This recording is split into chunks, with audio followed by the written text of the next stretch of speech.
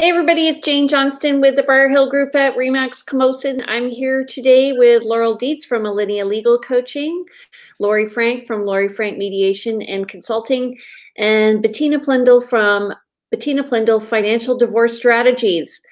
So we're here today every Tuesday actually at 4:30 just to talk about what's happening in the stressful time for families that are spending probably more than your average time together. And resulting in, because of the isolation, some people are approaching co-parenting differently. So today, actually, I thought what we could do is for those that are currently together and planning on separation and divorce, like where they're sharing a house together, how can they use this time to prepare for eventual separation and divorce? Who wants to start? Bettina, why don't you take that one? Yeah. Oh, absolutely. Yes, I mean, there's lots to prepare regardless when you start a separation, but now in the downtime and while you are eventually under the same roof, you can make sure you both can collect the information you would require. If you meet your lawyer and your mediator on Zoom shortly to get started on the process. So there's quite a list from my end. For the financial part, you should make sure that if you had assets at the beginning of the relationship, that you have somewhat of a statement for that, any kind of proof, that you have your current family assets, that you have some sort of statement, that you kind of agree on a date of separation. So when the clock is ticking, basically. And maybe for the future planning purpose, how much do you need to live on a month? Certainly this is different at this point as, well, some spend it on Amazon and not at the restaurant anymore. So some just continue to save a bit of money, depending what your income stream is, of course. And then what do you want to do in the future? Think about it. And that is something you can help with, Jane. Selling the house, then again, legal questions, what is included, what isn't, that would be Laurel's department. And Laurie, of course, you help them talk about it. if it's really a tough time. I do the financial part of that. I can help with that. So you're looking at all their assets and liabilities as well as their monthly. It would be a good time actually to determine what budget they could sit down and actually look at what they're spending their money on, right? Yes. And for the non-financial assets in the home, going through photos, who takes what, and there's often things, you know, one is close to something they bought at a certain point and dividing those things up, amicable. Okay. If possible. Laurel, what about you? Well, I mean, so, I mean, I might say if you're feeling a little more adventurous and you really want to proceed down that route, regardless, let's say you're in the planning stages, you can always talk to your lawyer. I always think that's a good place to start, to just get the basics. What are your rights and entitlements on separation? And like, what is your plan going forward? What are the topics that you need to make agreements on? And how, you know, then we can also talk about, what's the best process, and as Lori will talk about, like mediation is probably my most plugged method for resolving putting together a separation agreement. And then as Bettina has said, like nailing down the finances is probably what takes, I would say, most time. Preparing, you know, just figuring out what are the assets, what are the debts, and then coming up with how you're going to divide it up doesn't necessarily take too long. It depends on how amicable you are with your spouse, but it's usually just figuring out what assets there are and what debts there are.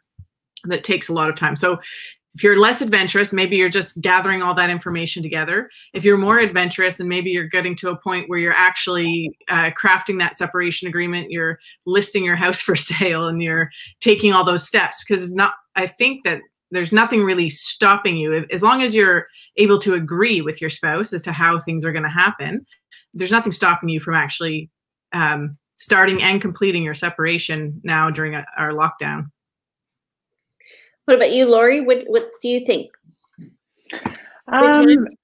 Yeah, besides what Bettina and Laurel have already mentioned, because when I'm working with clients, I think it's important to, like Laurel said, know what your rights and entitlements are, and come into mediation having that information already. So that's definitely a great place to be researching and asking all of those questions before you get going.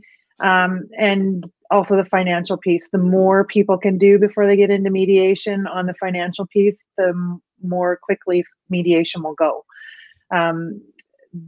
Aside from those two areas, I'd say then also if they're parents and have kids, to start thinking about all of that, all the kids stuff.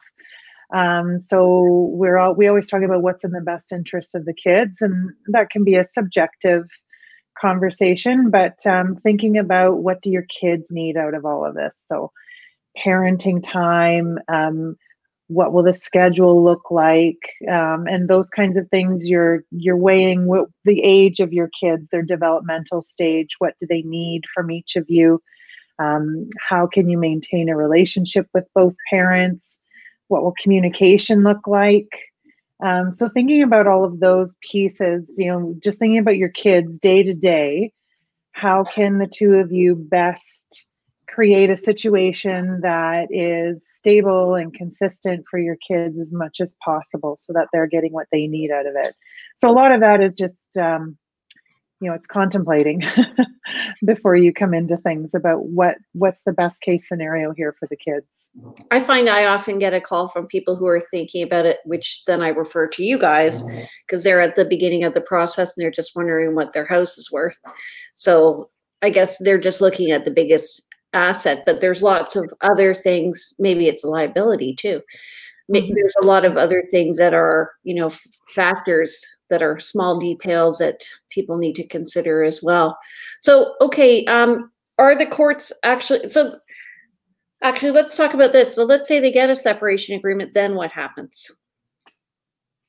Laurel, you talk about that one. Yeah. So, a lot of work is put into the separation agreement, and people often are quite fatigued by the time they sign on the dotted line. But that's really when a lot of the work starts. So that's when you're going to be possibly listing the house for sale or transferring title to your spouse, maybe talking to your mortgage broker about refinancing.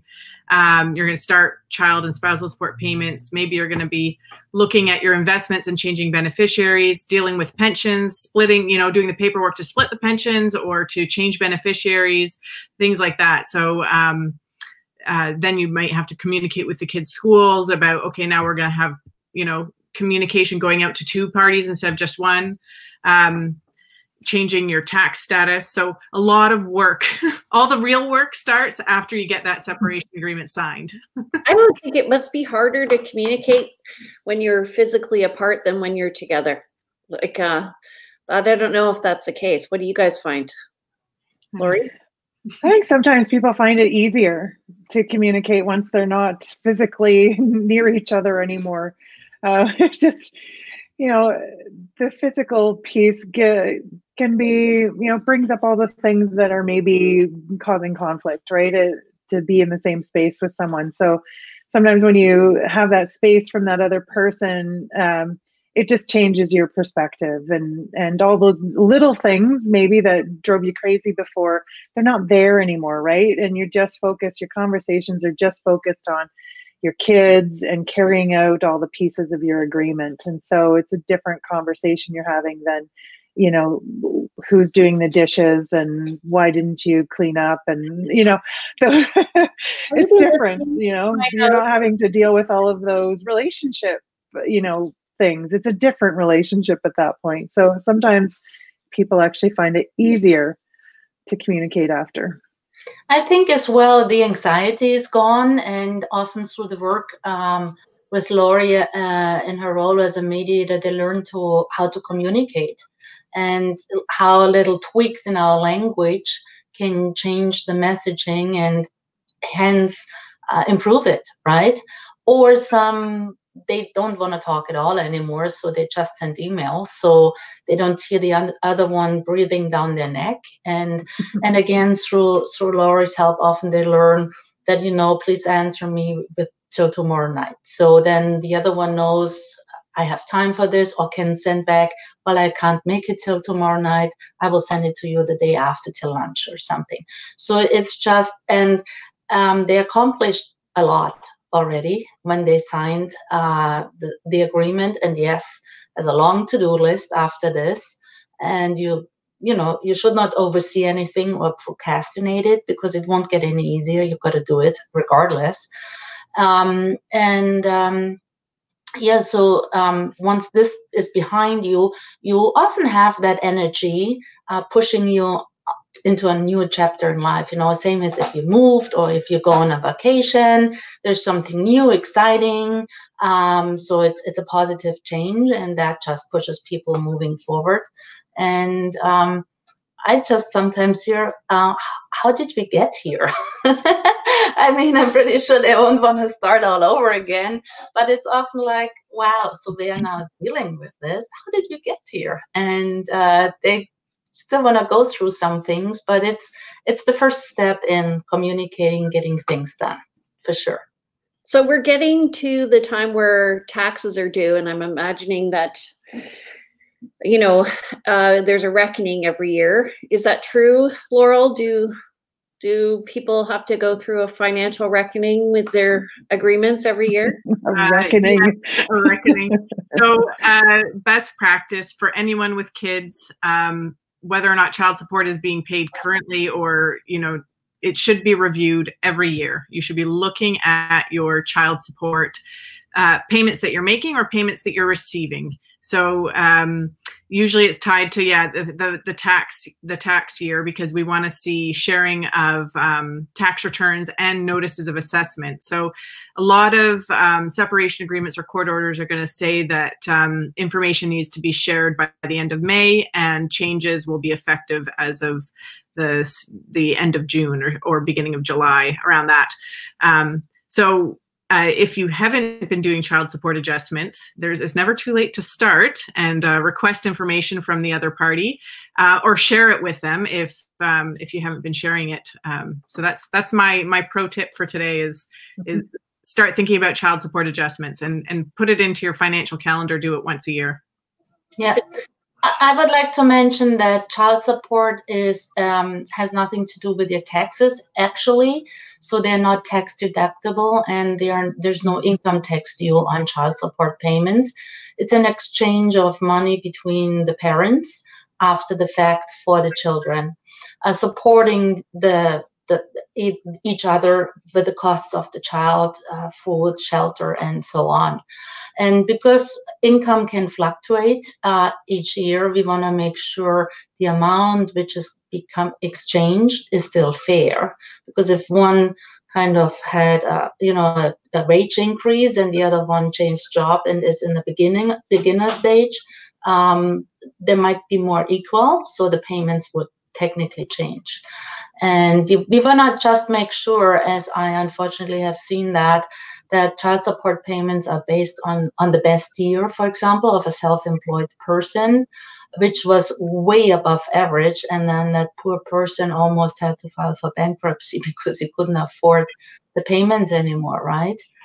And in combination with all the other things going on. So we just want to bypass that and avoid the red tape going back to court for that purpose. So it's always good to revisit it and communicate what you made last year, the previous year. Hey, Lori, when people get older, when their kids get older, obviously that happens at the same time. Just darn. I'd like to stay around this age and have my kids just continue to get older. Exactly. What happens with their agreements? Like, do they come back to mediation to you after they've got everything in place? They've been separated or divorced for a number of years, and their kids are now like late teens. When do agreements start to kind of like fall off, or is it a lifetime thing? No, agreements can always change according to life circumstances, because life continues to happen, right? And so if you separated when your kids were, say, 5, 6 years old, and now they're 12 years old, well, they're different, right? And they need different things, and your life has probably changed, and maybe, so I find that sort of there's milestones along the way where people may go back and look at their agreements, and it might be a change to their parenting schedule, or might be a change of where the kids are living, once kids get older and have more of a say in things, they might want a different arrangement than they have. And then certainly as kids are getting close to the end of high school, then looking at what does life look like beyond that, in terms of if you're needing to support them through post-secondary or that kind of thing. So yeah, there's definitely stages along the way. I'd say too, if people enter into new relationships and maybe they get married again and have other children, and so then they're having to schedule with more than just the two initial parents. Now you've got other parents involved, or maybe somebody marries someone who has children, and those kids are going back and forth between two homes. So there's lots of things that change over time, and that cause people to just go back and tweak things. Or you could be like my brother and his ex-wife. They swap partners. Oh my. It's like, oh, we got it wrong the first time. Let's just switch. And So it stays in the family. The kids go back and forth. oh, that's interesting. Well, at least everybody knows each other. They're older now, so it's not so. It's actually a really good thing. He ended up with somebody who he's in a good relationship with her. So. Oh, that's awesome. Yeah. You never know, right? You never know. Okay, so what's happening with the courts then? So the courts are sort of slated to reopen, they say, May 16th or so. What I think we're going to see happen is, and already we're starting to see, is the courts are developing policies and procedures for sort of the second stage. First stage being the reaction, which was like the full-on shutdown, only emergency and urgent applications. And so now they're figuring out what matters can they hear, I think, by telephone or usually, I think, by telephone or video conference. So the Supreme Court is already starting doing some of the hearings that were adjourned from between the middle of March and the middle of May. They're starting to hear some of those hearings by telephone. The Court of Appeal is starting to hear their appeals by Zoom. And I think we have yet to hear from the provincial court, which is probably one of the busiest courts. So that they're quickly figuring out what they can do to help facilitate some of these matters that maybe wouldn't meet that urgent and emergency test, but are still very important and need to be heard in a timely way. Do you, is there an issue with confidentiality with video? Just wondering. Yes. So that's something that, the government, I know, is and the Law Society and all sorts of different, I think, interest groups are looking at to see what platforms are appropriate and okay to be using. So there was the issues with security in Zoom conferencing. I think they've made some changes with Zoom, and so I don't know. Yeah. That's one of the bigger issues, and why the court's maybe struggling a bit with figuring out how to make things work. Yeah. Well, I think go ahead. Oh, sorry. I was going to say I also do child protection mediation, and this has been a big thing with us is Zoom. We've had to keep putting off our mediations, waiting for approval. So the Privacy Commission's looking at it, and we expect it fairly soon will be approved, but it's going to require also that people are signing off on understanding their risks in using Zoom, and that they agree to use it. And there'll be guidelines so that people are signing to say, I'm not going to be recording it or broadcasting it or there's nobody else in the room. So there's a lot to consider when we're moving over to Zoom. It's actually been quite a good education, I've found, because mediations in general can be held online, if people are in different places or if that's just a preference for them. So it's been good to really take a closer look at what are all of the risks and privacy issues. But it's been a bit of a saga. Ongoing saga. Yeah. All right. So let me just see if I have any other questions here. What's the most popular question you're getting? Not popular, but frequent question you're getting right now in your business is, how about you start, Lori? I think mine is still, do I need to send my kids to to the other parent's home? Or what should I do about that? Basically is the question. What should I do? What if they're not isolating, or is it safe? What if their parent lives on the mainland and we have to take the ferry? Those kinds of questions people are still wondering about. Those are good and questions. the answer is different. The answer depends on their particular situation and what they can come up with. But in general, I would say, as much as possible, I'm just telling people to try and keep their parenting schedule the way that they've agreed to as much as possible, unless there's big safety concerns. And even I think they're even considering travel to other communities. It's considered essential travel to try and maintain a parenting schedule. I know for a friend of mine, they ended up going from week to week to now 2 weeks to 2 weeks. So there's less travel. And then the isolation is happening for the 2 weeks. So made it more easy. What about you, Bettina? Well, one concern is, of course, the value of the assets. I'm pretty sure you can speak to that as well, Jane. What is going on in the housing market? I would interested in your opinion on that as well. And right now, what I see is that people try to table decisions. They kind of deal with what's most urgent, which is the parenting, and basically an idea on the assets, who gets what, how do we split it. Sometimes we need a lot of creativity, and I think at this point there's more creativity needed.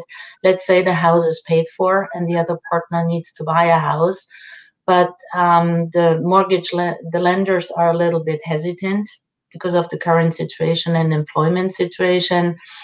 Maybe we can look at other options with the current home. But of course, the parents need to be still pretty good friends to do such a deal, let's say, and it needs to go into writing.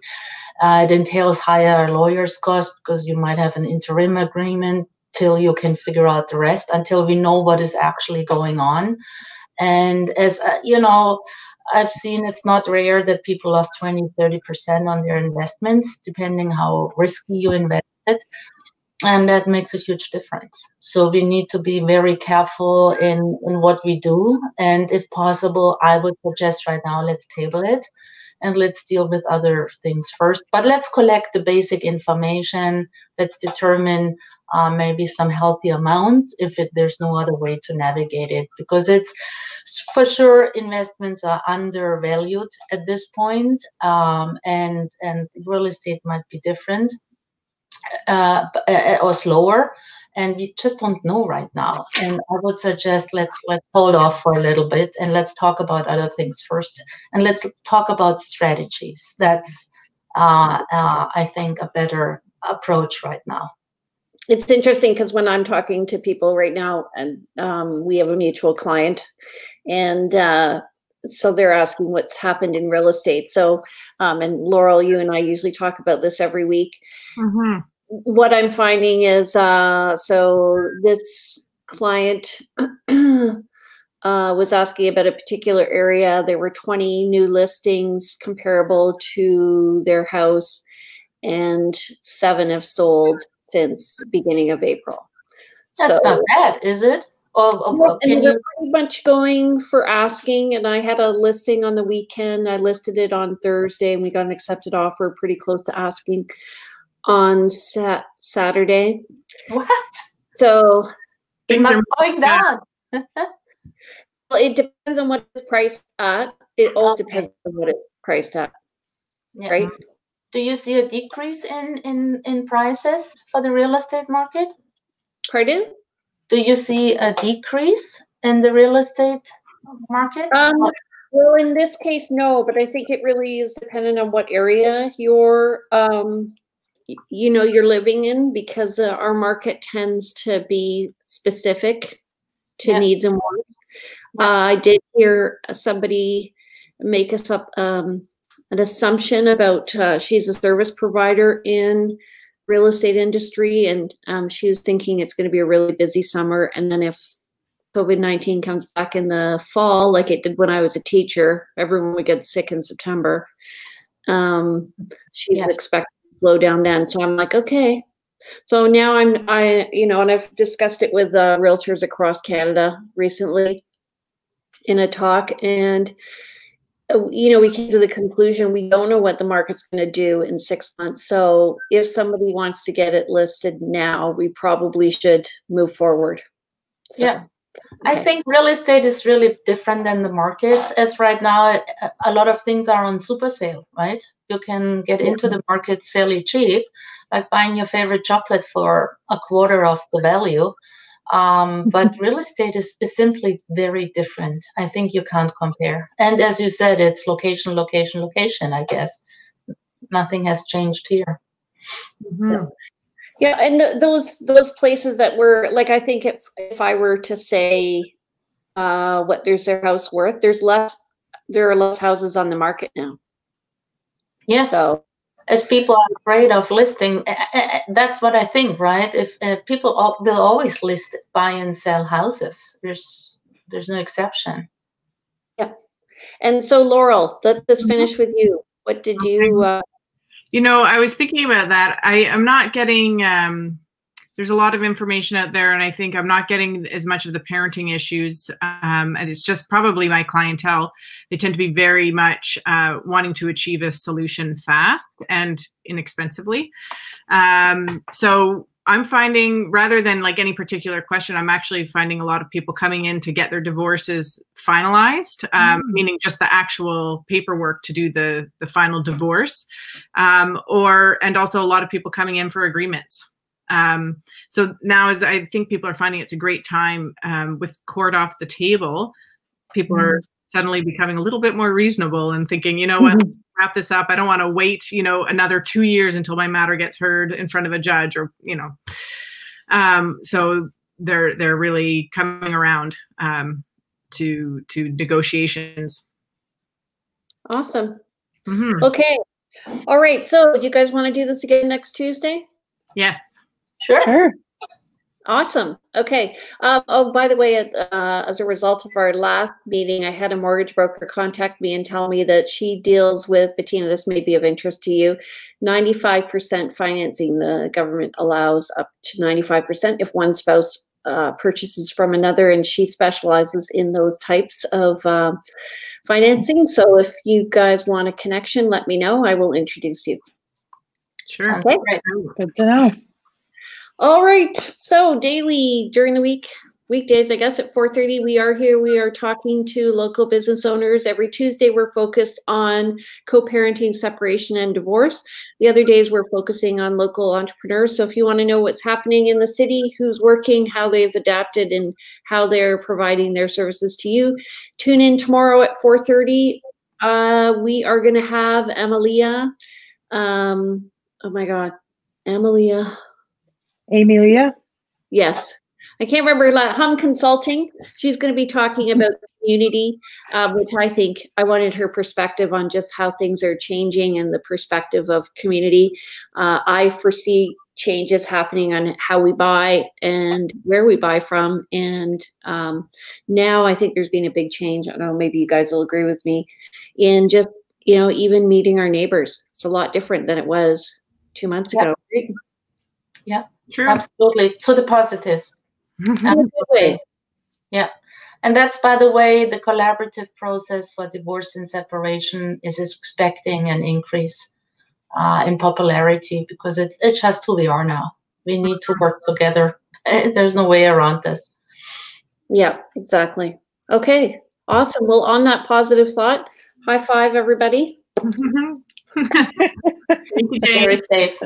Thanks, Jane. We'll see you next Tuesday at 4:30. Take care. See Bye. you.